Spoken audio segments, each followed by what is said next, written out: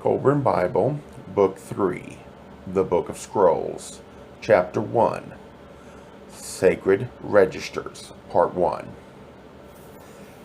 SCL 1:1.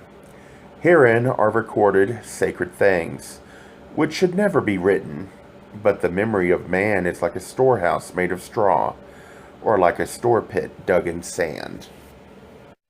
SCL 1:2. Even less enduring is his body, for it is a frail thing of fleeting substance, which passes away like the dew in the morning, and one of the mortal chain which links the generations in knowledge. Behold, it is a thing prone to distortion, a transmuter of tradition and truth. SCL 1:3.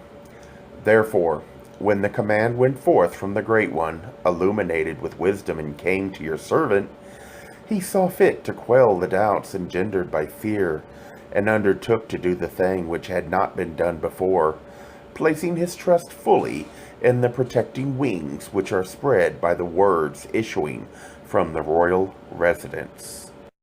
SCL 1:4. These are the words spoken by the great interpreter, who, through the powers inherited by him from above, and by the powers now in his keeping, all freely bestowed upon him by the grateful hearts of his people below, will lead us into the fields of everlasting glory. SCL 1:5. O Exalted One, intermediate between gods and men, what we now do for you, do you for us. Let your deeds and your words become our words. Thus it ever was, and thus it will ever be, while mortal beings make pilgrimage through this valley of tears. SCL 1:6. Speak thus in your hour. The high-born one has not blasphemed the divine powers, nor has he paid undue homage to earthly desires. He has not been loud-mouthed in the sacred places, nor laughed when he should have been grave. His tongue is pure, for when fed with the words of men, he absorbs truth and excretes falsehood. His mouth has never spewed forth words of malice or envy, words of oppression or injustice never passed his lips. SCL 1:7. Look now at the great dark water mirror, and see what is reflected there from the mist swirling along the corridor of time. Seeing your place, make ready, so that when the summons comes from the Dark One, you are not caught unprepared. SCL 1:8. These are the words to be spoken to those who peer from beyond the dark portal. His arm was ever ready to help those who did good for others, and he lent his power to those who ordered what was good. He stood for those who could no longer stand, and commanded for those who could no longer command. He carried the weary and succored the helpless. He never oppressed the weak, nor did he permit injustices to go unpunished and unrectified. SCL 1:9. He stood by the side of the great potter, and because of his plea, the clay was shaped to a more pleasing form. He erased disfiguring faults and smoothed the roughness. He added stiffness to the mixture. SCL 1:10. He has done no evil. His words have always been true. He stands unashamed and fearless before the twin shrines, even as it was in the land of the great river. So let it be here. Let him not be cut off by distance. SCL 1:11. Let not his power be cut off, for he stands between the worlds. Let it flow out like living waters unto the living, and be as shining rays to the radiant ones. For here we see the power darkly, while beyond the horizon it shines brightly. SCL 1:12. He is everlastingly faithful in heart, for he has admitted no other who would defile him. He has remained loyal to the sacred words, and has diligently perused the great writings. He has navigated the shallows of the winding waters. Now he draws near. SCL 1:13. He has left his kingdom of trial. He has overcome the challenges of life. He has done all things written on the tablets of truth, and he has sojourned in the chamber of profound silence. He has done all things which are proper, and being reassured that he has followed the right path, he does not fear judgment. SCL 114. Let him reunite with the Supreme One, who sent him forth, so that he will not be separated from the waters of life. Let the holy heat enwrap him when he passes through the place of coldness. Let his nostrils inhale the breath of nourishment, that he may live, and that we may partake of his existence. SCL 115. Do not repudiate him, but make him welcome. Do you not recognize the one you endowed with power? Has he become too radiant? Is his form too glorious? Read what is written in the books of his heart. You set him in darkness, and he saw. You set him in silence, and he heard. You set him in emptiness, and he felt. You established him in nothingness, and he gathered substance. Therefore, he returns with manifold powers. He is well fitted to be presented to those who stand before the Supreme One. SCL 116. When the bright sun shines with splendor in the day skies above, the gentle morning star hides her face in modesty and becomes unseen. All the great company of the radiant night lights withdraw before the majesty of the greater light. Yet when darkness eats the shining disk, we know again the comforting presence of the eternal stars. So let it be with your servant. SCL 117. The dark ones who dwell in their compatible gloom cannot claim him as one of their own. He cannot be numbered among their dreadful company. His heart is pure. His deeds were good. No creature spawned in murkiness has gained control of his thoughts. His desires have not been generated by denizens of the darkness. SCL 118. He who was afflicted here is not afflicted forever. He is made whole. He is freed from pain. His sickness is departed. He rejoices in the light. Therefore let him be drawn towards the greater light, where you are. Let him not see the place of darkness. Let him not behold the hideous ones fashioned by wickedness, the dwellers in the dark recesses, who shrink before the light, or the twisted ones, molded by lewd desires. SCL 119. He brings with him a lamp lit from the flame of truth. He bears the rod of righteousness, which rewards those who have overcome tribulations. Oh, let him pass to the right side of the dividing flame. He has left us. He is coming to you. He approaches. He throws off the earthly wrappings. He stands free. He stands glorious. Does he not glow with splendor? Behold him, your worthy companion in brightness. Is he not wholly compatible with those of your company? See, he is a shining one, a hero of the horizon. Is he not one destined to abide everlastingly? Take him, lead him to the realm of glory, show him his place in the spheres of splendor. SCL 120. The eyes that were deceived on earth now see clearly. Oh, what splendors are revealed! The music unheard by earthly ears now sounds sweet, melodious music. Oh, what joyous rapture it brings! The nostrils inhale perfumes too delicate for the earthly nose. Oh, how the heart sings! All drabness, all dullness, and all sordidness, which are of the earth, are left behind.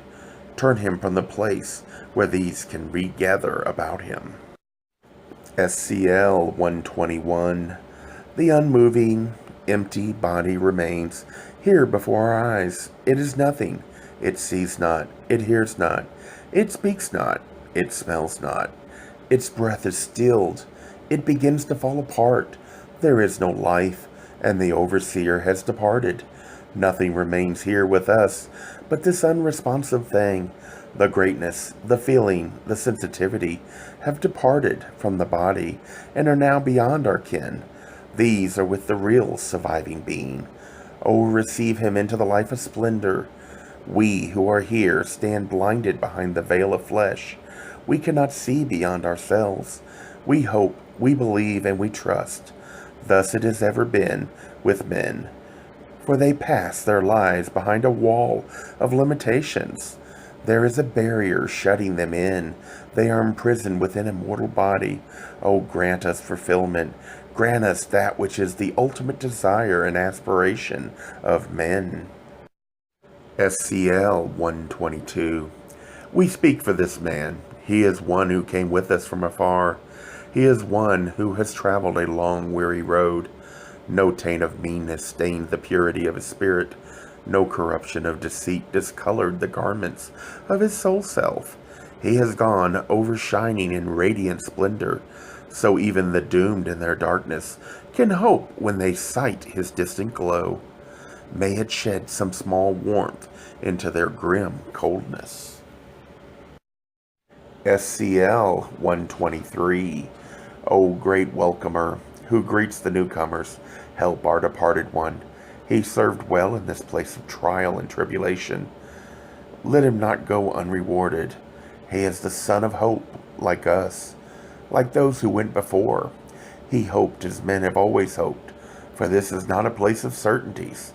If it were, our heritage of glory would be badly earned. SCL 124. He lives because it is ordained that he live. He lives for all men live everlastingly. They die not, they perish not, they endure through ages. His Co-har awaits him and needs hide no awful aspect and shame. Let his face shine in greeting. Welcome home the wanderer. SCL 125. This tombed structure is not a place of finality. The grave is not the goal of earthly life, any more than the soil is the goal of the seed. Does seed die within the ground? Is it planted, intended that it be mingled with the soil and lost? SCL 126. O great welcomer, let your face shine with gladness when you greet the homecoming wanderer. Lead him to the Co-har, which is his inheritance, that he may enter into it and enjoy its embrace. Let him find completion and fulfillment by absorption into his Co-har. SCL 127. Our departed one was the whole part which came forth from the whole, and he returns to the whole. Nothing is lost, nothing is gone. He lives over there, lives more fully than he ever lived. He lives in splendor, he lives in beauty, he lives in knowledge and in the waters of life. He is everlasting. SCL 128. O departed one, risen to glory, you are now a released spirit, united with your spirit whole, the companionable Co-har, the everlasting one. Arise, alive in the land beyond the horizon, and journey to the land of dawning. The stars accompanying you will sing for joy, while the heavenly signs voice hymns of praise and gladness. You are not far removed from us. It is as if we were in one room divided by a curtain. Therefore, we are not sorrowful. If we weep, it is because we cannot share your joys, and because we no longer know your touch. SCL 129. O everlasting Co-har, take this man of goodness into your eternal embrace. Let your life become his life, and your breath his breath. He is your own. He is the drop returning to the filled pitcher, the leaf returning to the tree. You are the repository of his incarnations. As you grew there, so he grew here. You are everlastingly whole, and he lives in you. If he is not even as you in face, let him enter hide his faults, for they are not many. For this you were fashioned, for this you came into being. You are the overbody awaiting the returning spirit, and the spirit now comes. You are that which will clothe the newly arrived spirit in heavenly flesh. You are that in which our departed one will express himself. SCL 130. O Co-har, hear us. Here is your vitalizing essence. Before you were incomplete, now you are whole. Draw your own, your compatible one to you, and observe the many likenesses. We send fragrances, that they may spread around you. Now take the eye which will perfect your face. It is the perfecting eye, the eye which sees things as they are. See the fluctuating wraith. Is it not beautiful? Does it not come with an aura of fragrance, sweetness filling the air? It has been purged of all impurities. All about it is fragrant. Therefore, grant it your substance, that it may become solid and firm. SCL 131. O Co-har, long have you awaited the day of fulfillment, the day of your destiny. That day is here. It is now. Therefore, take the spirit which is your own and enfold it with your wings. Each to his own, and to his own each goes. You and he are bound together with unseverable ties. Each without the other is nothing. Now bear him up, for in that place you are greater than he, for you are the generator, while he rested in the womb. You were active as he grew. You grew before him. If he has done wrong, and who among men is guiltless, then in you let the wrong be adjusted.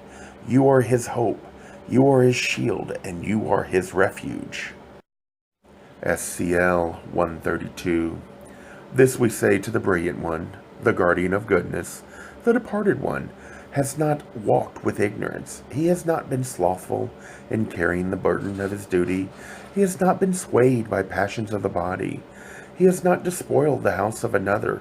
He has not caused undue sorrow, nor has he maltreated a child for pleasure. He has succored the poor and weak. He has done all that is good. Therefore, let none of those who lurk in darkness seize him. His radiant light is strong. Those who would seize him are repulsed by the light and slink away. He lives forever. SCL 133. He has lived worthily. He has been purified by the fires of earthly life. He has been refined in the furnace of tribulation. He has overcome all earthly temptations. He has lived the life which enhances goodness. He has prepared himself for life in the light. Receive him, O brilliant one.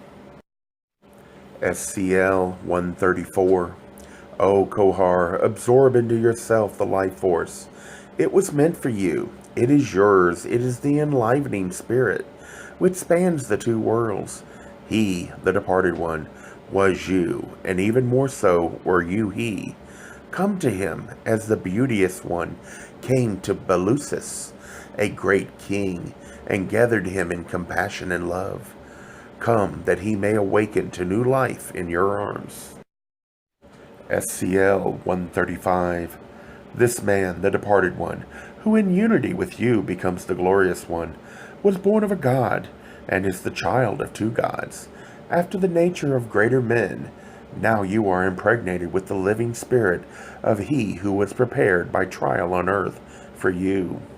Behold, in unity your twain are now throbbing with life, and your brightness bedazzles the eyes. You are now a star of life, a living star, and to a star you shall ascend to rule its life.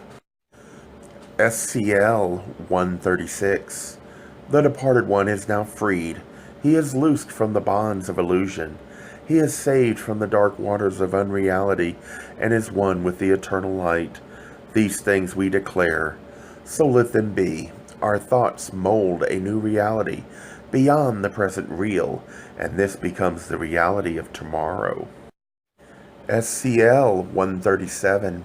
O great substantial Co-har, protect this departed one, your own, from the accusations of false-fronted beings, remembering the faithful heart ever prevailing before the balances of our forefathers.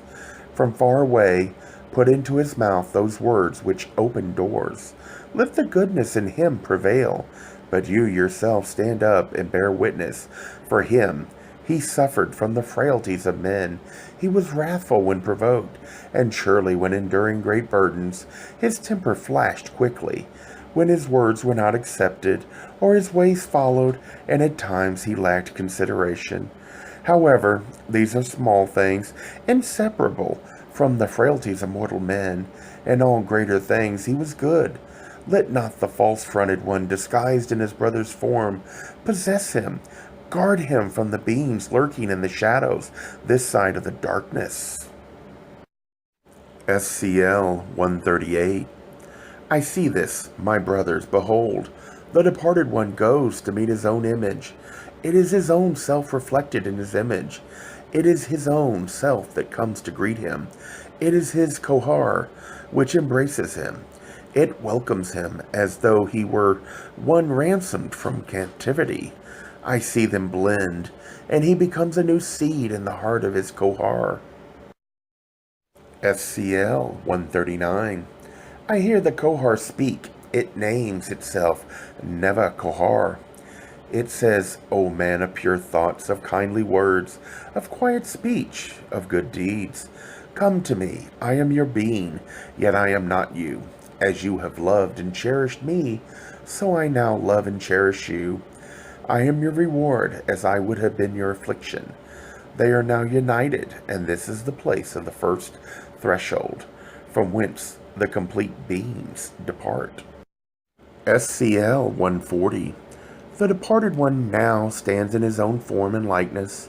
He becomes the great ship-borne voyager and passes over the waters to the place of reeds. But his weaknesses do not bear him down, and he goes through.